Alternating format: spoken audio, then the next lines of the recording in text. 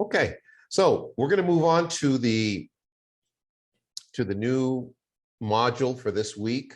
And again, I want to say that most of you that wrote reflections and glad to know yous, when we figured we wrote a glad to know you to get to know each other. We read 2 articles. We wrote a reflection. We read the first chapter of the book, and we discussed that. And what are we doing? We also talked about measuring your smartphone diet. And I would like for you to continue that and to really measure, like, for a whole week, kind of like where you're at. And so to give you more of an awareness of how much time that you spend. Remember, the point is to come to some type of consensus of a balance between the smartphone and your daily life. We know it's so powerful, but sometimes it overtakes our time. And students commented that they meant to go do something and they got on their phone, and all of a sudden lots of time went by, and then they didn't end up accomplishing their goal. And I have to share one little story that a student said that he was cleaning the bathroom and his mom came by and she says, "You're still cleaning the bathroom? You've been in here for over 2 hours." He didn't realize that he'd been in the bathroom for over 2 hours. And he figured, that he would clean a little bit and then he'd get a ping on his phone, or he just started doing other things. And it made him realize that, how much of an obstruction this is in his particular life. But anyway, we're going to learn more about these things. What I would like to do is go over to, I'm going to share my screen, and let's see if it pulled up. It didn't. Okay, here it is. All right. So this is the new module for this week. As I've mentioned, and I'll probably keep on mentioning it, that I really like to keep things simple. So most of the tasks are here on the left: watch, discuss, write, read and annotate, research, and then view. So you'll see, even though on the student one, I should probably look at the student one, you won't see this observing the scene. I'm going to turn that on for next week. But let's start at the top here. Are we subjects to a worldwide brain hacking experiment?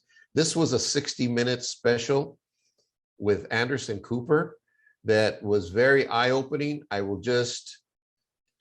just play about, no, I can't even play it. That's right, because then YouTube will reject it. But anyway, it's fascinating. It's only about 11 minutes long, but it'll introduce you to the world of brain hacking. And brain hacking is phenomenal. It exposes the media conglomerates, to their practices in terms of controlling us and getting us to stay hooked, basically, onto on our phones, to spend more time on our phones. Why screens make us less happy? This is a short by Adam Alter. And Adam Alter is the one that wrote this book here, which I think I mentioned last week, which was the catalyst for me really getting super into this content.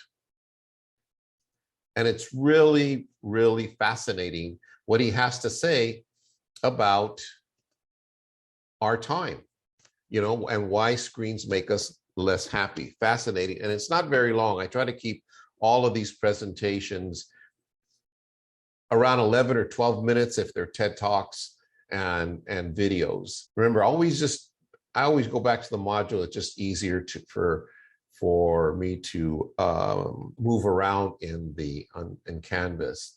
Are you lost in a world like me? This is the video that we watched together last Wednesday. It's here again. Why? Because I'm asking you to reflect on it down here. write a reflection on the video. And then procrastination, like I mentioned early in the presentation, one of the presentations last week, is that this is kind of like a gym for the mind. One of my purposes I always find is I'm trying to sweep out things that get in your way of becoming successful. And procrastination is a big one. And so this is a fascinating, again, another TED Talk by this guy. It's very funny. And he introduces you to the procrastination monkey. And so I think what we'll do is most students, you'll recognize a little bit of yourself if you're a procrastinator in this video. I'm not asking you to write anything, just to check it out. And then brain hacking, are you a victim? You'll write and discuss with other students on the 60-minute presentation. Like I said, it's only about 11 or 12 minutes. So you're going to share some of your ideas, especially, it's going to be as revealing, if not more so, than having the smartphones nearby affects your cognitive thinking. I would like, here we're going to discuss rhetoric and its importance. We opened up some information about it by reading the very first chapter in the book. And here we're going to talk a little bit about more about rhetoric and its importance. Here is the Are You Lost reflection.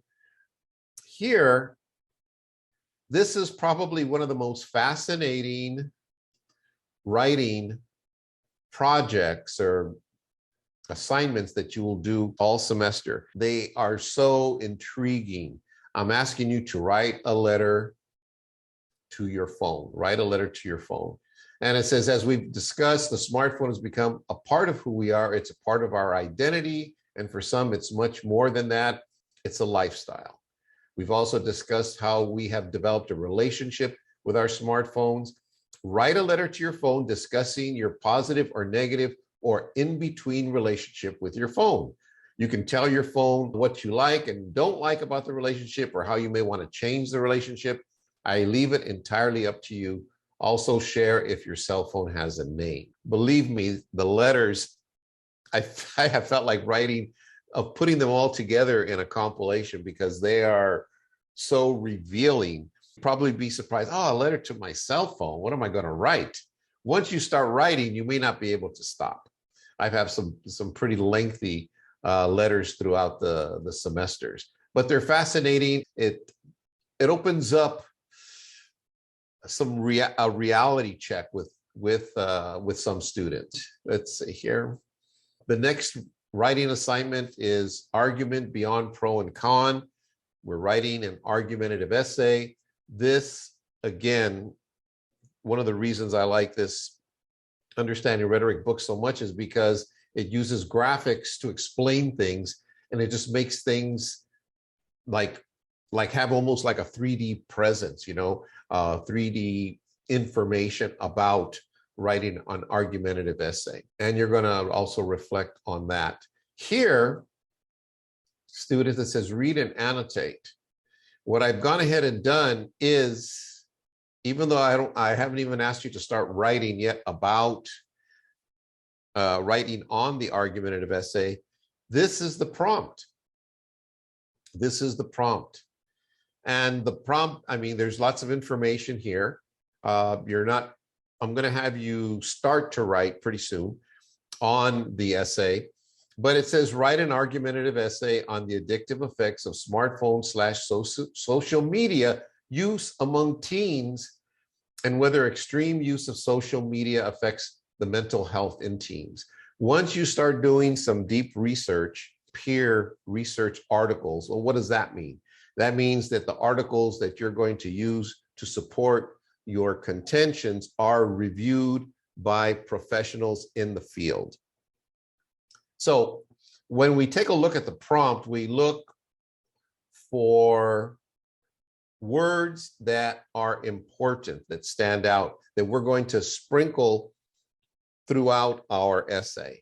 And some of them are what? Addictive, social media use among teens. Remember, I didn't create a prompt that is like so widespread, but it's really focused. We're focused. What are we talking about? We're talking about teens. We're talking about young people, its effects, and especially on mental health. You're going to find some astounding statistics regarding this. So this is, you can take a look at this. The reason I want you to annotate it is because I want you to go through, underline, highlight. There's so many good ideas here that will help you to focus on what you want to say, what you want to argue in your essay. Anybody want to say something? Yes. How do I, highlight on this paper, and how do I turn it in? You would probably download it. You don't have to turn it in. This is for your own use. That's why I have students annotate it. I ask them to annotate it. I'm going to go back to the module.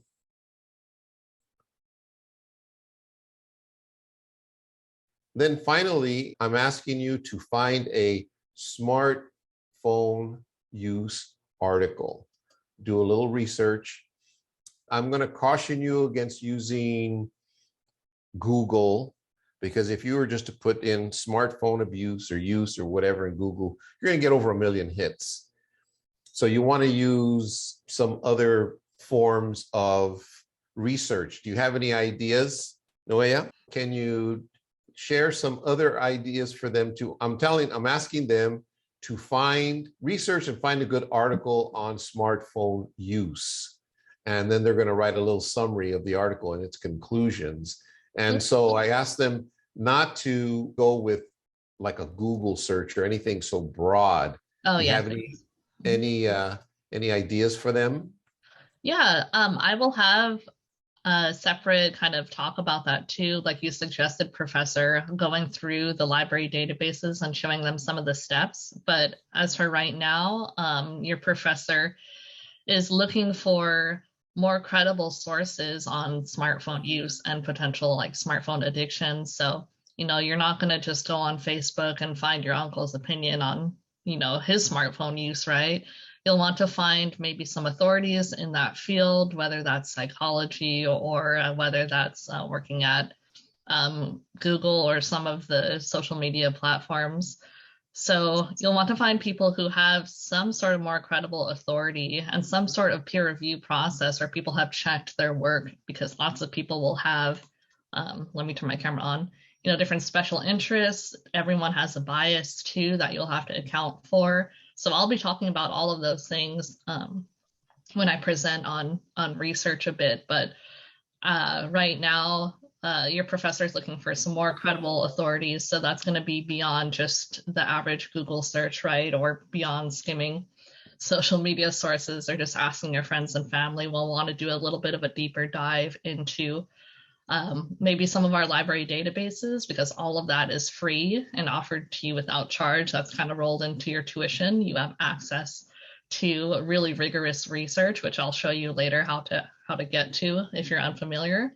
And Google Scholar, there are some other ways of finding credible research from experts in the field outside of our databases. Maybe we can talk a little bit about that later too, how to actually use Google Scholar functions. But the best way for this assignment would just be to stay in-house with the subscriptions that our library already has for you. That'd be the best way to approach it. Okay, yeah, thank you. And the reason is you'll find that a lot of the articles, a lot of stuff that's on Google is not that trustworthy. And so you have to look for trustworthy sources when you're sharing, because you want good information. The other reason that I ask you to do this also is so that you start to accumulate some resources to support your contention, to support your writing and your focus and your direction. What are you going to argue for? What are you going to say in your thesis? So I'm going to go back to sharing. And finally, at the end here, how to write a thesis statement. And I usually call this thesis statement a roadmap. So you get an idea that, hey, we're going from here to there. How are we going to get there? I have here a model of a first paragraph. So you can kind of take a look at what another student wrote as their opening paragraph. And the reason I put this here is because I always, especially with the argumentative essay, I start you off on one paragraph. Why? Because I want to make sure that you're going in the right direction. When I first started teaching, I'd have students, write their very first draft, right? And so then they would turn it in and they were completely off base. And so then they had to go rewrite so much, and they felt like all that work was for naught. So my answer to that was, okay, well, let's all write a really good opening paragraph. Let's make sure that we're headed in the right direction, that we have a good thesis statement, and then continue to write the rest of the essay. Make sure that we have a good foundation is what I would like, as what I try to do, especially with the opening paragraph. So here is a good model paragraph to read. And then down here, I have some resources,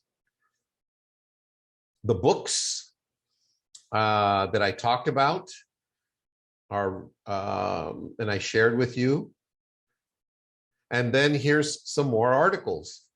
How does your child's screen time measure up? How to break up with your phone. That's a really funny article. Is your child a phone addict? And are you in love with your phone? So I've added some resources there so that you can read and get more acquainted with the direction that we're going in with this writing. That's kind of it. I think hopefully that you enjoy reading all these articles and that they're fascinating, and that it's opening up a whole new lens for you. I want you to, if you can, as you're reading and as you're learning, take a look at the world through this new lens and see what you notice, right? See if there's anything that will prompt you to think about where you want to do your observing a scene assignment next week. But in the meantime, again, like I mentioned, a lot of your submissions were so right on, and they really drew me in, and I tried to comment on most of them. I stopped grading yesterday about 5 or 6 o'clock or 7 or something like that. So I know there's probably new submissions. And if you have any questions about anything, like a lot of students were already emailing me, and I love it because we're starting to develop a relationship with each other. And I think I'm going to stop talking now. All right. Well, it was a great session. We'll have more really cool stuff coming up this coming Wednesday, and have a great day.